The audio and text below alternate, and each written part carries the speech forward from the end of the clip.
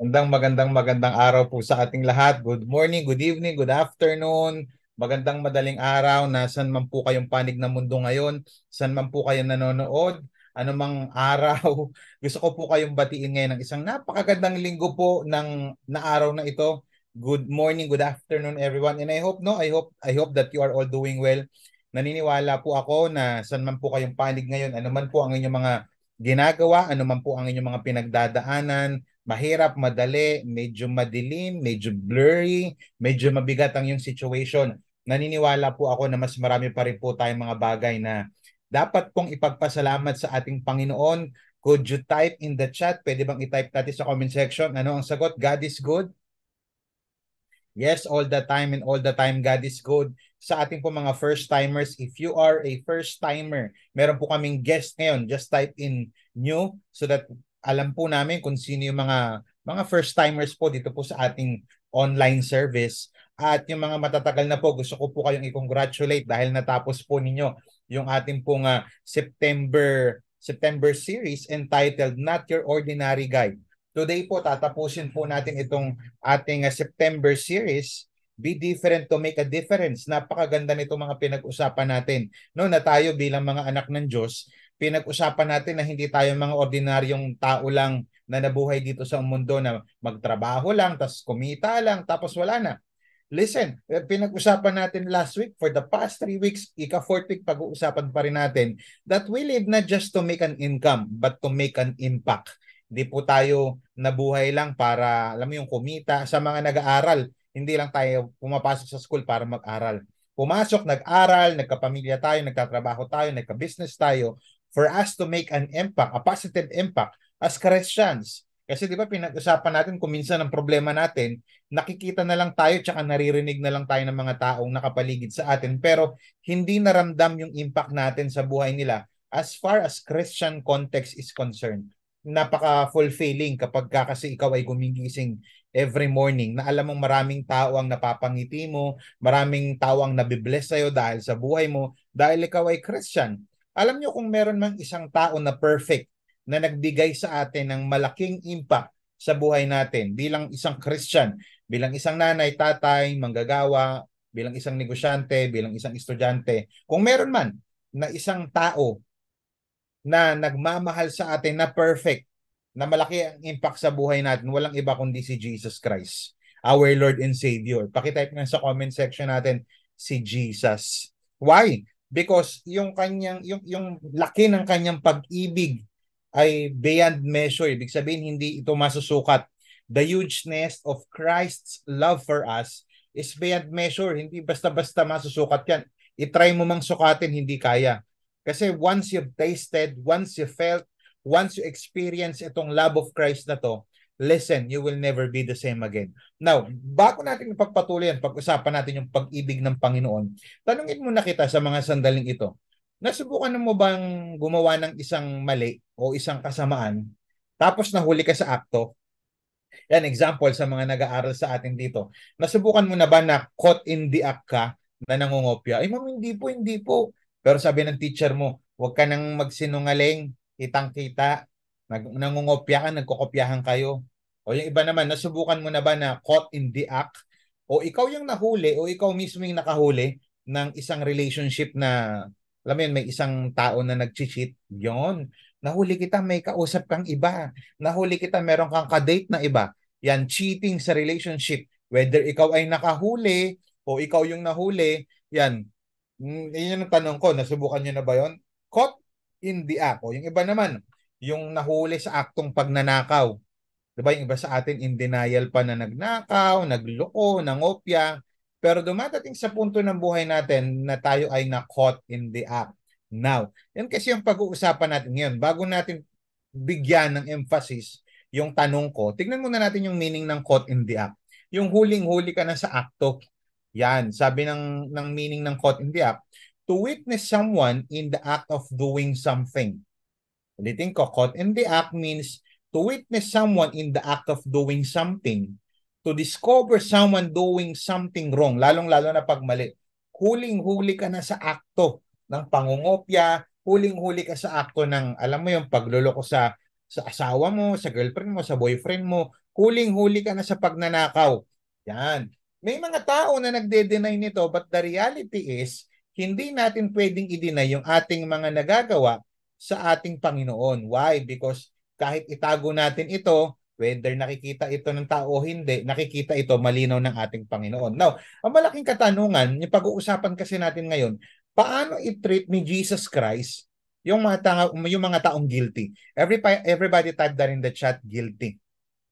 Yan, sige nga, i-type mo nga dyan sa ating comment section. Yan, I want to read yung word na guilty. Yan ang tanong natin sa hapon, umaga, gabi, depende anong oras ka umaatin ngayon sa ating mga sandamukal na mga online services. How does Jesus treat guilty people? Paano nga ba? Anong ginagawa ni Jesus Christ sa mga taong napatunayan na nagkasala?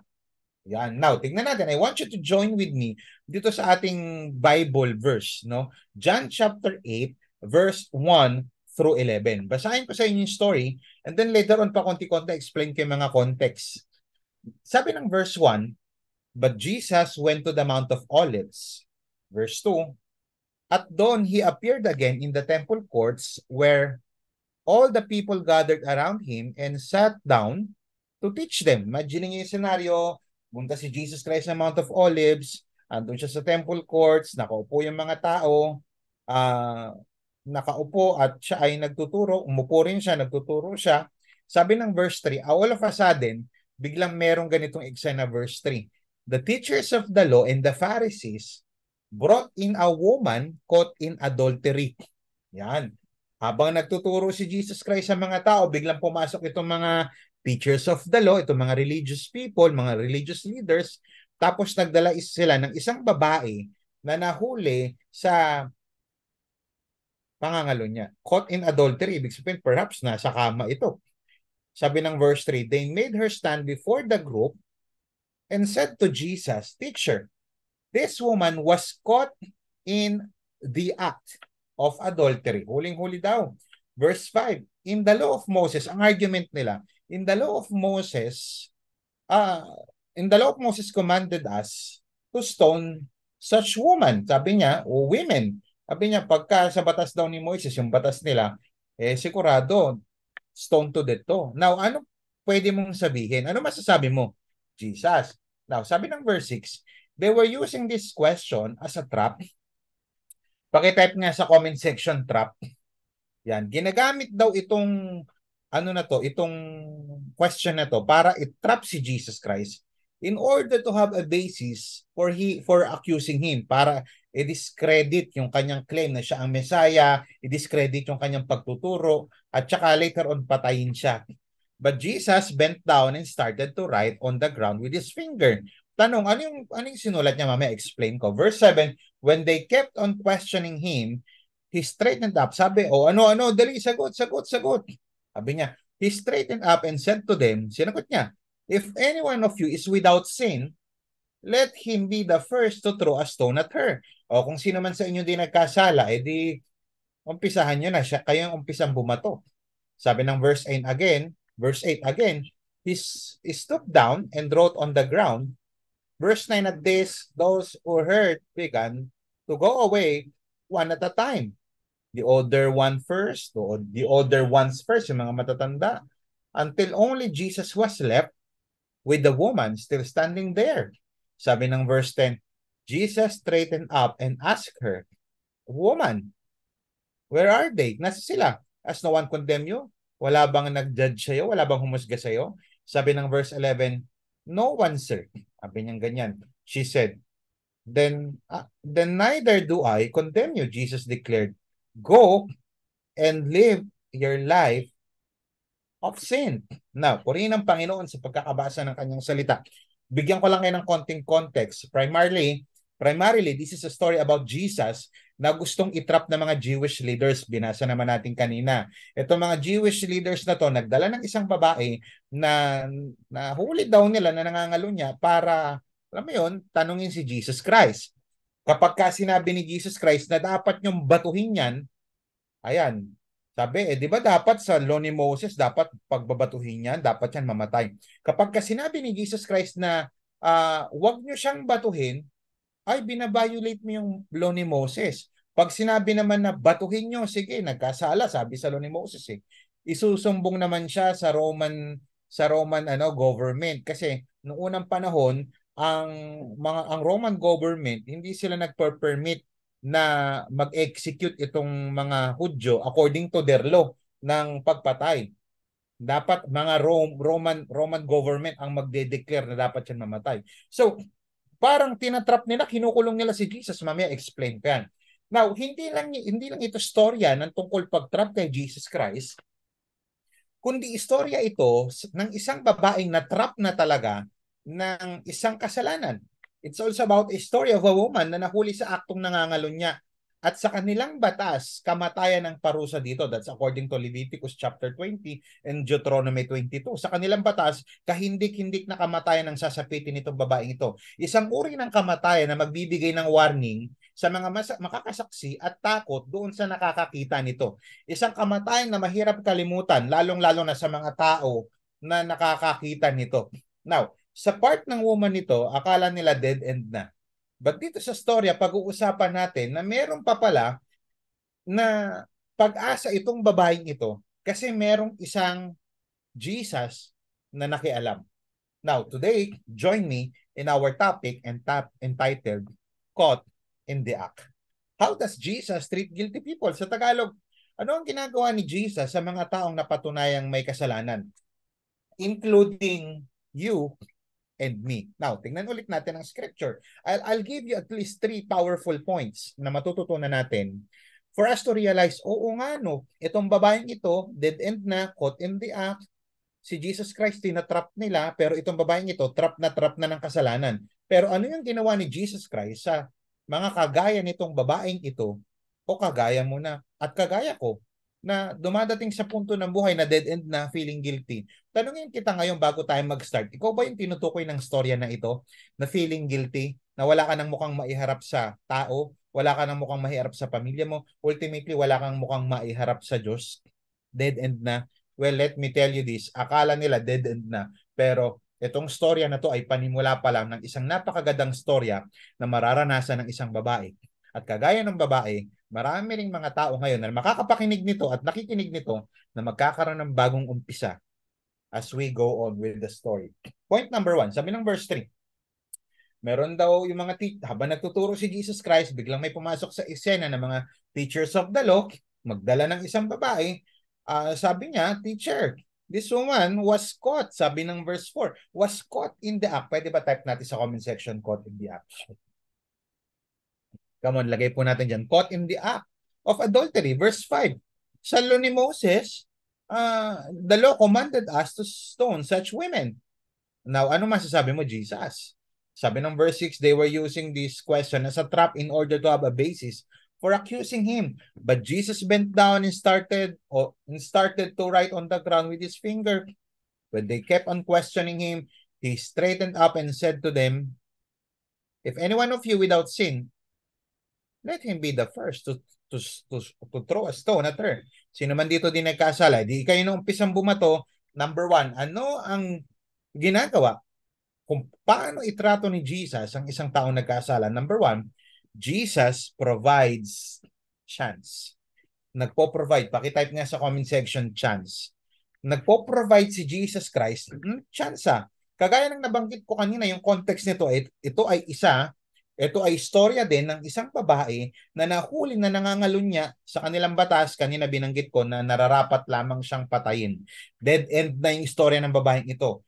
Isang sitwasyon na kung saan wala ng pag-asa. Ngunit sa di sinasadyang pagkakataon, pero naniniwala ako sinasadya ito ni Jesus Christ, nakarating sa kanya ang pag-ibig ni Kristo.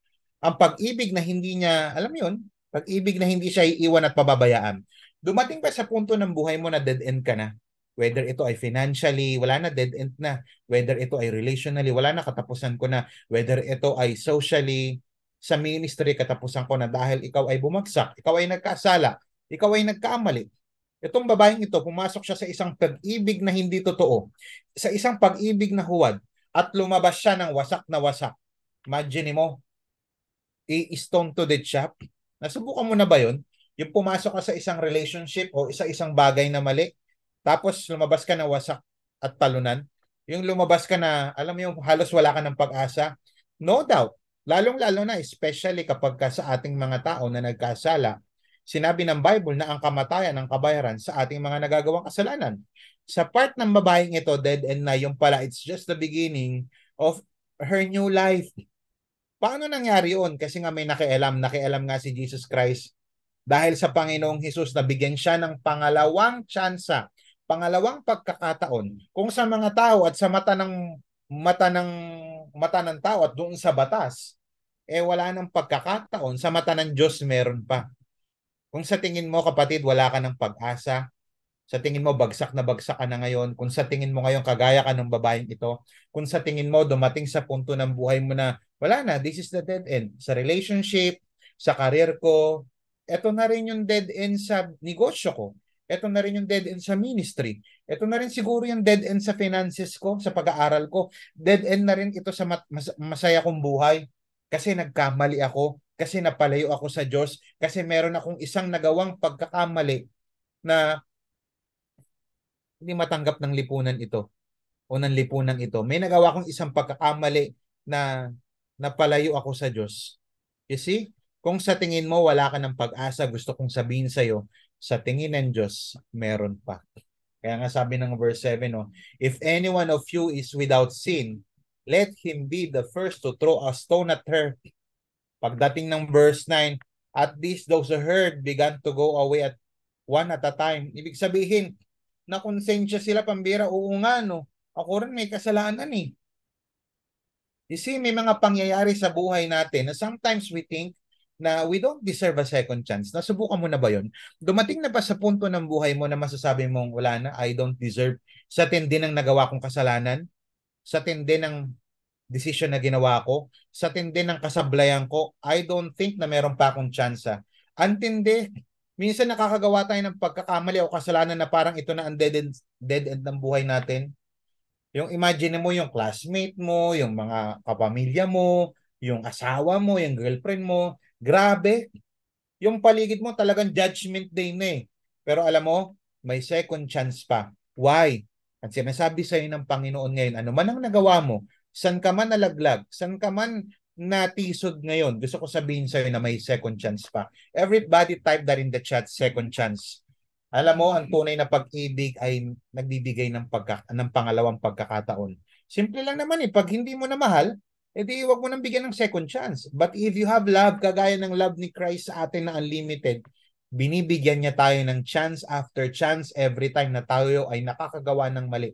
Every time na tayo ay bumabagsak. Every time na tayo ay, alam mo yun, nadadapa. Kaya naman kung ikaw naman ngayon ay hindi ka naman nadapa pero may mga taong nakasakit sa'yo, may mga taong nagbigay sa'yo ng matinding pain, may mga taong nag-abandon na sa'yo, may mga taong nangako pero nang iwan sa'yo, yung sinabi magbabayad ng utang pero hindi na nagbayad, blinak ka na, yung una ang bait, tapos ngayon ang sama na ng ugali sa'yo, akala mo ikaw pa yung mali.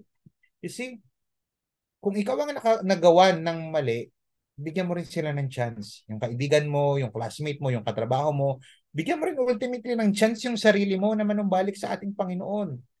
Ayan ay kung may natitira pang pag-ibig. I believe may natitira pang pag-ibig sa'yo. Because if you have the love of God, if you have the love of Christ, naniniwala ako, mag-e-extend ka rin ng second chance sa ibang tao. If you have God, you can still love. Because our God is love. You see? Ano pwede nating matutunan pa dito, Pastor? When God gives you another chance, it's not something you take for granted. Kapag binigyan ka ng Panginoon ng isa pang chance, I don't know kung saan ka bumagsak. I don't know kung gaano katindi yung pinagdadaanan mo na nagbibigay ng guilt feeling sa'yo, na deserve ko ng mamatay, deserve ko ng bawian ng buhay, deserve ko na ganito, deserve akong na down, deserve ako na ganito na lang, deserve ko maging mahirap. You see, God is giving you a chance right now. God is telling you that I'm giving you another chance. But once God has given you another chance, please, don't take God for granted. Pwede bang palakpakan natin ng ating Panginoon? Praise God for His Word. Pangalawang point. Ano yung unang point? Yung unang point natin, si Jesus nagpo-provide ng chance. Pangalawa, sabi sa verse 8, again, He stood down and wrote on the ground. At this, those who heard began to go away one at a time. The older ones first until only Jesus was left. With the woman still standing there, nakatayo pa rin yung babae. Jesus straightened up and asked her, woman, where are they? Nasa sila. Wala bang nag-condemn sa'yo? Wala bang humusga sa'yo? Sabi ng verse 11, no one, sir, she said. Ano po yung point number 1? Si Jesus nagpo-provide ng chance. Pangalawa, si Jesus ay nagpe-prevent ng condemnation. Type that in the chat, Jesus prevents condemnation. Hindi lang si Jesus nagbibigay ng tsansa, nagpe-prevent din siya ng hatol, ng judgment. Di ba, pastor, savior siya, tapos judge din siya. Yes, pero ngayon, habang hindi pa siya yung babalik, someday God will babalik ulit si Jesus Christ sa kanyang second coming. Yung kanyang first coming po kasi, mga kapatid, savior. Sa form ng baby, tapos lumaki, naging savior. Pagbalik ni Jesus Christ ulit, hindi siya babalik na baby, yung tinatawag nating second coming. Hindi siya babalik na savior. Babalik siyang king and judge. So someday, magja-judge talaga siya, but not this time. Kaya nga, ang point natin ngayon, Jesus prevents condemnation. Si Jesus Christ habang nagtuturo, kagaya ng pinag-usapan natin kanina, biglang pumasok itong mga teachers of the law. Marahil itong babaeng ito ay maaring married itong babaeng ito kasi nga nahuli nga na nangangalo niya. But according to their law, ito na yung malaking katanungan, bakit binayolate ba ni Jesus Christ yung Mosaic Law? Di ba dapat hatulan yon? According to the Mosaic Law, yes. But you know what? Hindi nila madadaya si Jesus because according to the law, kinakailangan ng dalawang witnesses para i-confirm yung accusation nitong mga teachers of the law. And according to the law, hindi pwedeng yung isang nagkasala lang ang nandun. Obserbahan ninyo, yung babae lang yung nandun, pero wala yung lalaki na katalik niya o ka-relationship niya. Why? Kasi according to the law, both parties are required to be stoned to death according to their law. Wala yung lalaki, yung babae lang. Ginagamit lang nila itong babaeng ito para i-trick si Jesus. But the reality is, unang-una sa lahat, hindi nila matitrick. Wala nga. Okay sana kung kasama nila yung lalaki. Yung kapartner nitong babae, yung man. Yung woman lang yung kasama. Yun lang. Pakitype nga sa comment section. Yun lang. At bukod doon, the witnesses were normally first to throw the stones. Tama naman yun. Yung mga nakasaksi, sila yung unang babato. Kaya lang, if you are a false witness, according to their law, pinapaliwanag ko muna sa inyo yung kanilang yung kanilang customs, yung kanilang law. According to their law, if you are a false witness, deserve mo rin mamatay, kagaya nung nangyari doon sa binato mo. You see, yung condemnation based on this passage ay punishment, kamatayan talaga. You see, ang tunay na nagmamahal, nagsasalba sa kapahamakan o kamatayan. Sabi ng Bible, John chapter 3, verse 17, for God did not send His Son into the world to condemn the world, but to save the world through Him. Ang ating Panginoon po ay nagpe-prevent sa ngayon ng condemnation. Why? Kasi gusto niya, dahil sa kanyang dakilang pagmamahal, gusto niyang maligtas tayong lahat. Kaya lang, ang maliligtas lang yung mga taong mananampalataya kay Jesus Christ. Yung mga taong magsisisi sa kanilang mga kasalanan. Yung mga tao na walang pag-asa at aaminin nila na hindi ko kayang iligtas ang sarili ko. Hindi religion ang magliligtas sa akin, kundi ang relationship ko kay Jesus Christ. Sila lang ang magkakaroon ng pardon. Sabi ng John chapter 3 verse 36, whoever believes in the Son has eternal life, but those who do not obey the Son will never have that life, yung eternal life. They cannot get away from God's anger. So yung mga tao na mape-prevent ang kanilang condemnation, yung mga taong nanampalataya kay Jesus. Kaya lang kung ikaw ay hindi ka mananampalataya, hindi ka susunod kay Jesus, hindi ka magre-repent, hindi mo isusurrender yung buhay mo kay Jesus Christ, someday you will be condemned. Someday you will be judged. Why? Kasi nagbigay na ng chance si God through His Son Jesus para hindi ka mapasa ilalim ng eternal punishment ng ating Panginoon. Why? Di ba loving si God? God is a loving God. God is a merciful God. Our God is a gracious God. But we must realize that our God is also a holy God. And His holiness, tayo ay nagkasala, His holiness demands justice. Dahil siya ay perpekto at tayo nagkasala sa isang banal na Diyos, nagde-demand ang Diyos na ito ng hustisya, ng justice. At sino mang nagkasala ay deserve ng kamatayan. That is why He sent His one and only Son. Kaya kung sino man ang mananampalataya kay Jesus Christ ay mape-prevent yung condemnation. Kaya lang kung wala kang relationship kay Jesus, hindi mape-prevent yung condemnation mo. Sabi ng verse 36, they cannot get away from God's anger. O sino lang yung walang condemnation? Eh yung may relationship kay Jesus. Romans chapter 8 verse 1 sabi, therefore, there is now no condemnation for those who are in Christ Jesus. So therefore, we can conclude na ang mga taong hindi hahatulan someday sa judgment day ay yung mga taong may relationship kay Jesus. Yung mga taong ayaw magsuko ng buhay, yung mga taong hindi yung kailangan sa ngayon yan, ayoko, yung mga anak ko na lang muna, o yung tatay ko na lang muna, o yung asawa ko na lang muna, ang mag-Jesus, Jesus na yan, let me tell you this, wag sanang umabot sa punto na tuluyan nating i-reject si Jesus Christ. Why? Kasi yung mga taong nag-reject kay Jesus Christ, sila yung mga tao na makakaranas ng condemnation. Sila yung makakaranas ng hatol ng ating Panginoon. Why? Because God's holiness demands justice. Kaya may wrath of God. Kaya may anger ang Diyos. Galit ang Diyos doon sa kasalanan and doon sa makasalanan na hindi nagsisisi. Nakuha natin? Kaya lang kung ikaw ay may Kristo na, Christ cancels condemnation. Pwede bang palakpakan natin ang ating Panginoon? Ano po yung point number 1? Recap tayo ng konti. Point number 1. Paano itrato ni Jesus Christ yung mga guilty people? Number 1, nagpo-provide ng chance. May chance ka ngayon.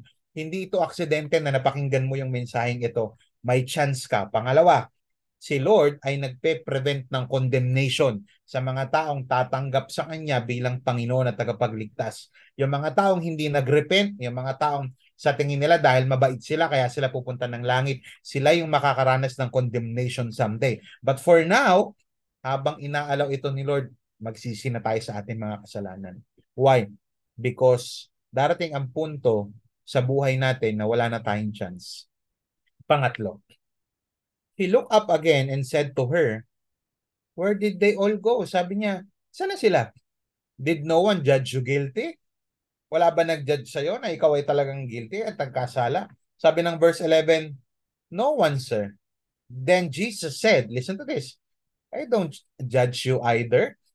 You can go now, listen to this, but don't sin again. Pwede bang type natin sa comment section natin, don't sin again. Sabi niya, hindi rin kita hinuhusgahan. Pwede ka nang umalis, kaya lang, but don't sin again. Ano yung una? Si Jesus Christ nagpo-provide ng chance. Si Jesus Christ nagpe-prevent ng condemnation. Pangatlo, si Jesus nagpe-prescribe ng change. Point number 3, Jesus prescribes change. Sabi nga, change. Hindi lang si Jesus Christ nagbibigay ng chance. Hindi lang si Jesus Christ sa ngayon nagpe-prevent ng condemnation dahil gusto niya maligtas ka. Si Jesus ay nagpe-prescribe din ng pagbabago. Pag sinabi pong prescription, prescription means recommend as something beneficial. Nagre-recommend ng something na magbe-benefit sa'yo. State authoritative or as rule that should be carried out. Ibig sabihin, kaya may nagpe-prescribe sa'yo kasi para maayos ka. Something beneficial. Parang ikaw, pag nagpa-check up ka sa doktor, anong prescription ng doktor? Yan. Ano yung sinabi ng doktor? Ano yung prescribe niya? Pag sinabing prescription, ito yung something. Kaya ka nagpapareseta, nagpapaprescribe ka ng gamot para maging better ka. Everybody say better. Para maging okay ka, para mabago yung condition mo. You see, dito sa storyang ito, kagaya ng maraming mga nagja-justify ng kanilang mali, ginagamit nila ito. O tignan mo, si Jesus Christ nga hindi nga kinondem, si Jesus Christ nga hindi nga ginudge. You see, I want to tell you this, that Jesus was not minimizing the sin of adultery. Disclaimer lang, hindi mini-minimize ni Jesus Christ yung kasalanan ng pangangalo niya. Why? Because adultery is a sin against oneself. Kasalanan yan sa sarili. Kasalanan yan sa loob. Hindi lang sa sarili. Sin is a sin against the home. Bakit? Kasi originally ang design, nanay, tatay, hindi pwedeng may ibang nanay. Nakuha natin, adultery is a sin against the church. Tinuturo ng Bible na hindi dapat kinukonsider ng simbahan yan. Adultery is a sin against the nation. And ultimately, adultery is a sin against the Lord. So hindi mini-minimize ni ano yan, ni Jesus Christ yan. Ano ibig sabihin yan? Indeed, ang sinasabi lang ng storyng ito, Jesus is not tolerating this woman. He wants to transform the woman. Jesus did not tolerate this woman. He transformed the woman. Gusto niyang magbago. You see, marami kasing mga tao ang nagbibigay ng second chance, pero o marami kasing tao ang binibigyan ng second chance, pero hindi naman nagbabago, hindi naman nagtitino, hindi inaayos ang buhay. Sayang. You see, I want to tell you this, that a chance demands a change. Pwede bang pakitype natin sa comment section? A chance demands a change. Kapag binigyan ka ng tsansa, yung tsansang yan nagdedemand ng pagbabago. Hindi yung binigyan ka ng tsansa na ng tatay mo, ng nanay mo, tapos inulit-ulit mo. Mabait naman pala, may grace naman pala eh. Minsan ganun tayo sa Diyos. Binigyan ka na ng tsansa, binigyan ka na ng pagkakataon na magbago. Ang ginawa mo, hindi ka pa rin nagbago. Anong ginagawa natin? Sinasamantala natin yung grasya ng ating Panginoon. So ang isang sinabi niyang Christian siya pero hindi nakikitaan ng pagbabago, baka naman hindi tinamaan ng grace. Baka naman hindi talaga tumanggap kay Jesus Christ. Baka hindi naman talaga nag-surrender ng buhay. Sinasabi ng iba, tignan mo si Jesus Christ hindi nag-judge dito. Oo, sa moment na yan, pero hindi ibig sabihin hindi i-judge ni Jesus Christ yung kasalanan. Hindi dahilan itong storyang ito para magpatuloy ka sa kasalanan. Ang sinabi ng Bible, sabi ni Jesus Christ, hindi kita i-judge. You can go now. Pero hindi sinabi ni Jesus Christ na umulit ka. Ang sabi niya, but don't sin again. Ibig sabihin, nagko-call out si Jesus Christ ng repentance. Nagko-call out si Jesus Christ ng pagbabago. Kasi ang isang chance na binigay ng Diyos, nagdedeman ng pagbabago. Ang pagkakataon na hindi sinundan ng pagbabago ay kahangalan. Kaya maraming tao ngayon hangal. Why? Binigyan ng chance tapos hindi naman nagbago. Now, kailangan sundan ng pagbabago ang pagkakataong binibigay sa atin ng Panginoon. Now, ang malaking katanungan, how to accept the challenge to change? Paano ba ako magbabago? Paano ko tatanggapin itong challenge na ito na magbago?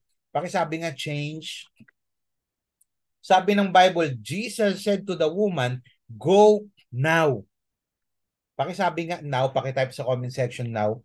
How to accept the challenge to change? Number one, meron dapat sense of urgency. Type that in the chat.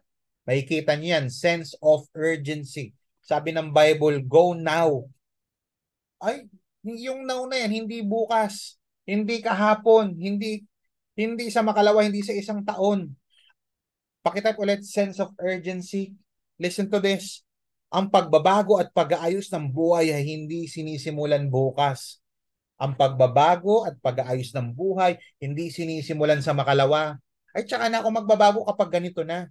Tsaka na, ang saya-saya pa. Tsaka na ako babalik kay Lord. Ang saya-saya kaya ng buhay ko pagka may pera. May trabaho na ako. Siguro nung estudyante ako, dyan ako sa church, pero nung nagkapera na ako, binigyan na ako ni Lord ng pera, ng opportunity.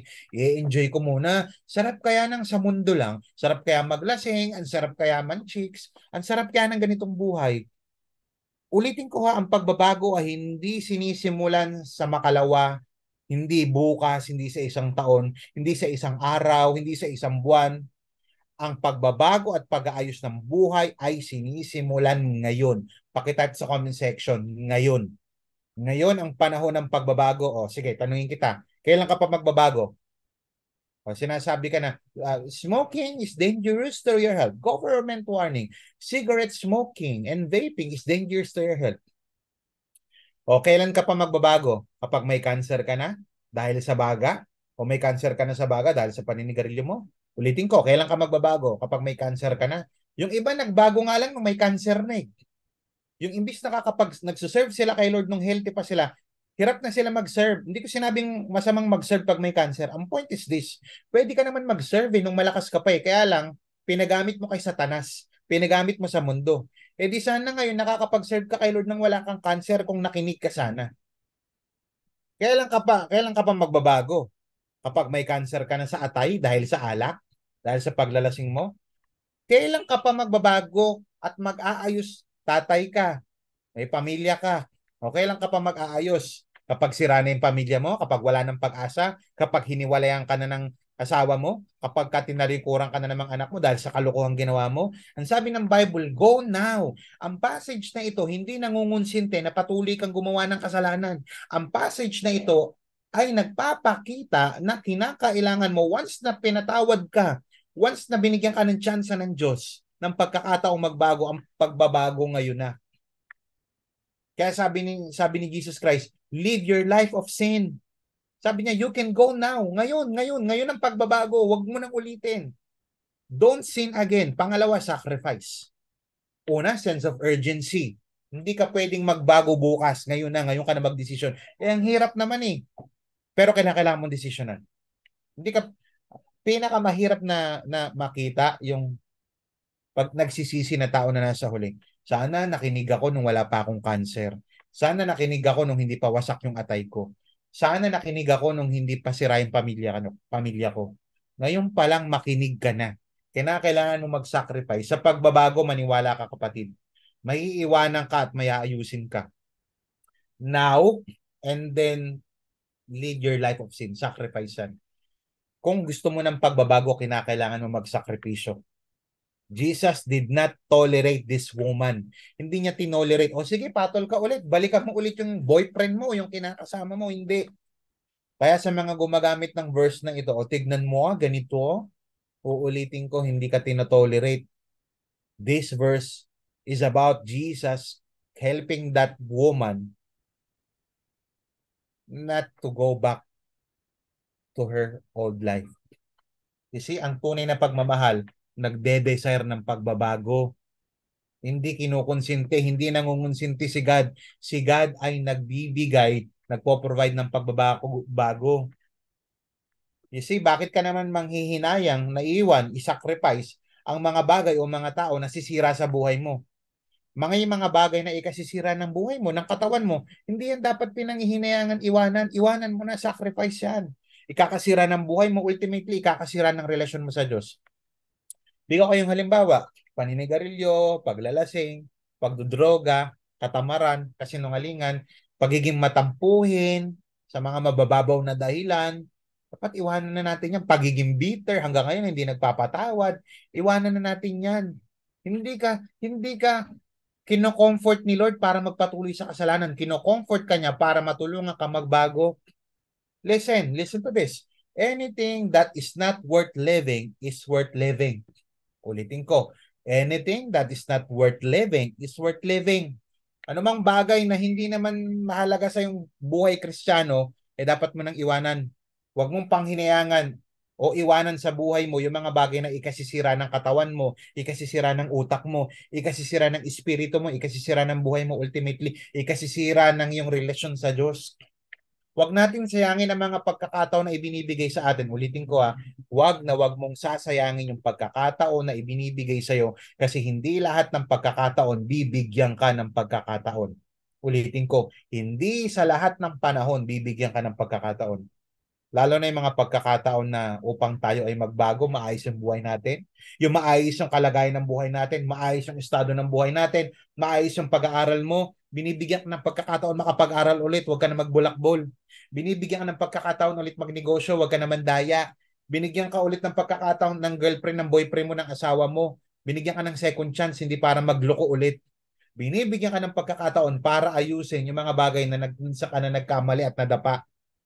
Lalong-lalo na sa relasyon natin sa Panginoon. Binibigyan ka ulit ng chance mag-devotion, mag-pray. Binibigyan ka ulit ng chance ni Lord mag-tithes and offering. Hindi lahat nagkakaroon ng pagkakataon. Pastor, na nagkamali ako, dinisiplina ako ni Lord. Binibigyan ka na ni Lord ulit ng pagkakataon na magbigay ng time sa Kanya. Binibigyan ka na ulit ni Lord ng pagkakataon na magamit mo yung talento mo para sa Kanya. Imagine mo, pwede kang maka-aksidente sa isang vehicular accident o financial accident, pero binigyan ka pa rin ng pagkakataon ni Lord na magbigay. Itama mo na.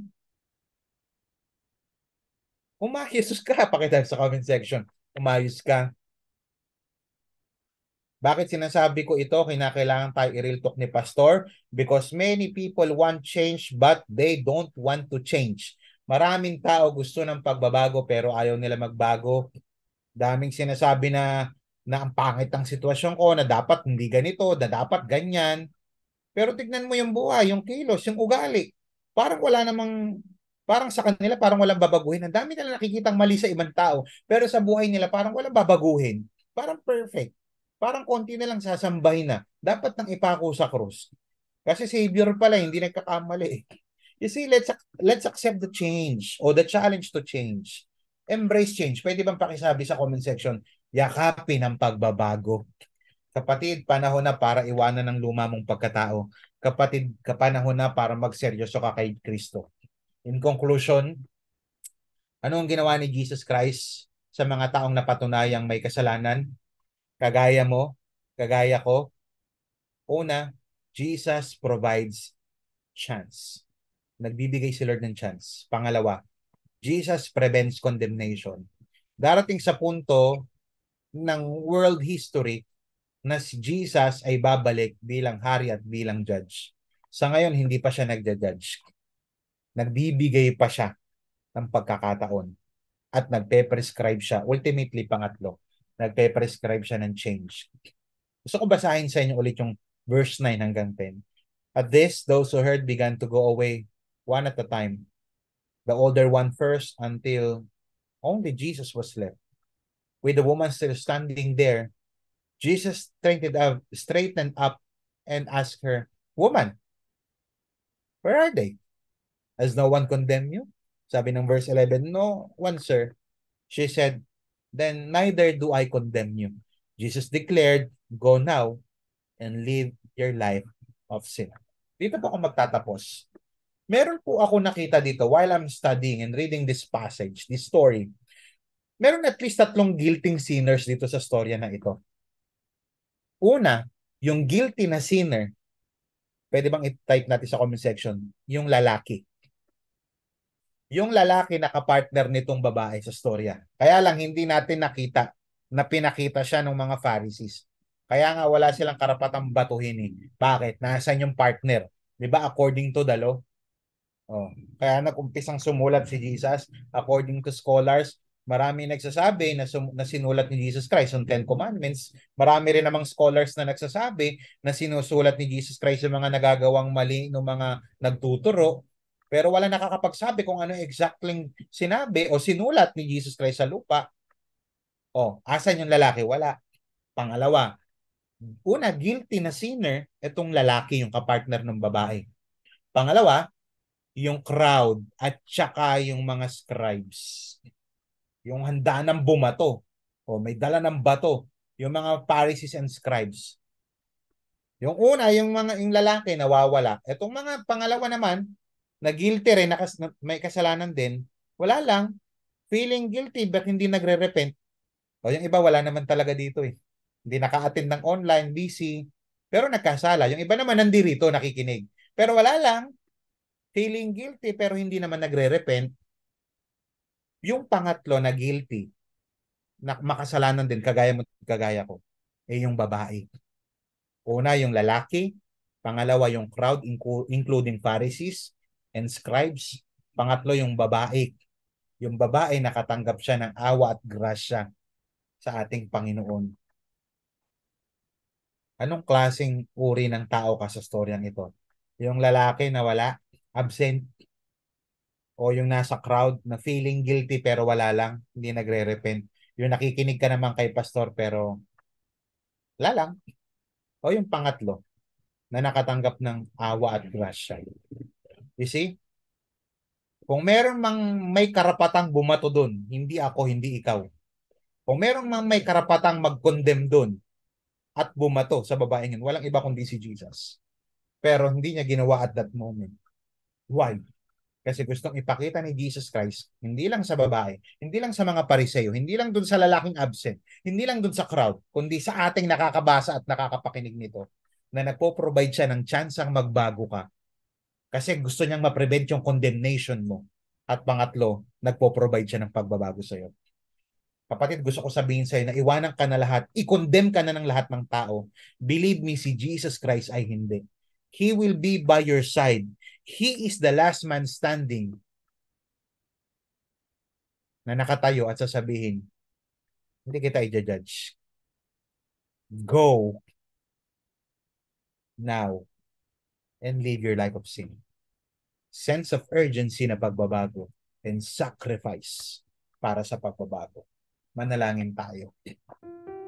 Panginoon, maraming salamat po sa opportunity na inyo pong ipinagkaloob sa amin. Thank you for giving us this message.